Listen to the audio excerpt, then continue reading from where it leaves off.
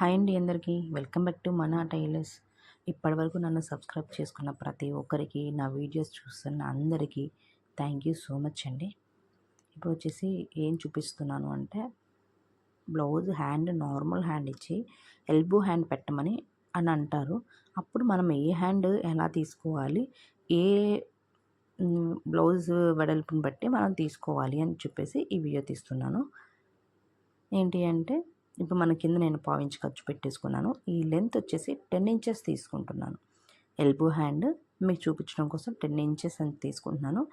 10 inches దగ్గర పైన mark చేసి అక్కడి నుంచి పైకి ఖర్చు మనం వాళ్ళ హ్యాండ్ ఎంత ఉందో కరెక్ట్గా మెజర్ చేసుకొని పైన ఒక పావించి ఖర్చు, కింద ఒక పావించి ఖర్చు పెట్టేసుకొని ఇక్కడి నుంచి ఒక లైన్ డ్రా చేసుకుందామండి.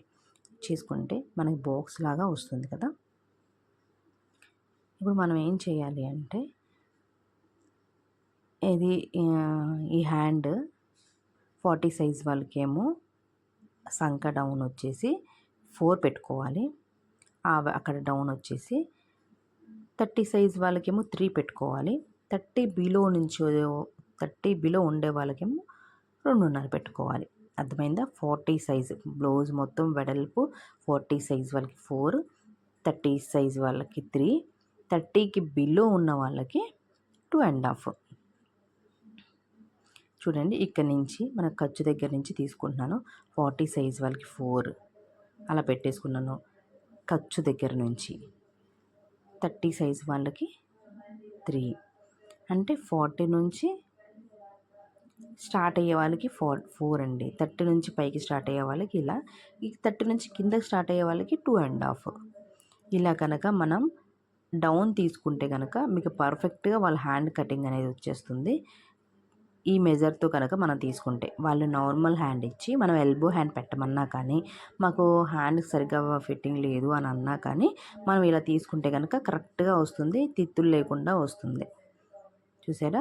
40 సైజ్ వాళ్ళకి 4, 30 సైజ్ వాళ్ళకి 3, 30 బిలో ఉన్న వాళ్ళకి 2.5. ఇలా లోల్ కంపల్సరీ తీసుకోవాలి. ఏ హ్యాండ్కైనా కానీ, మన డ్రెస్ హ్యాండ్స్ అయినా కానీ, బ్లౌజ్ హ్యాండ్స్ అయినా కానీ, ఏ హ్యాండ్స్కైనా కానీ, నార్మల్ హ్యాండ్స్ వాటికైనా కానీ ఇలా తీసుకోవాలి. ఇప్పుడు మనం ఈ పైన ఏం చేయాలి, ఇక్కడ నుంచి ఇక్కడికి 1, 1.5 అలా పెట్టుకోవాలి. నేను 1.5 పెట్టుకున్నాను. కింద ఏం చేయాలి, కిందేమో ఇక్కడ నుంచి 2, ఇక్కడ కూడా 1.5 2 పెట్టుకోవాలి.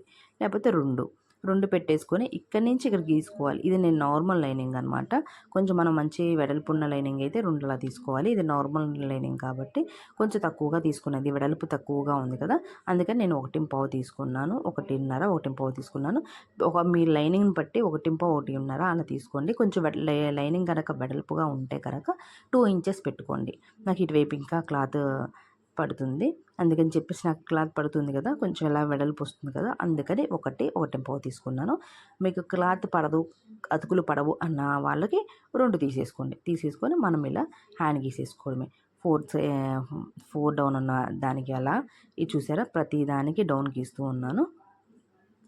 ఇలా కనుక మీరు కట్ చేస్తే హ్యాండ్ తిత్తులు రాకుండా ఉంటుంది, చాలా పర్ఫెక్ట్గా ఉంటుంది. ఈ వీడియో నచ్చితే ప్లీజ్ లైక్ చేయండి, ప్లీజ్ నా ఛానల్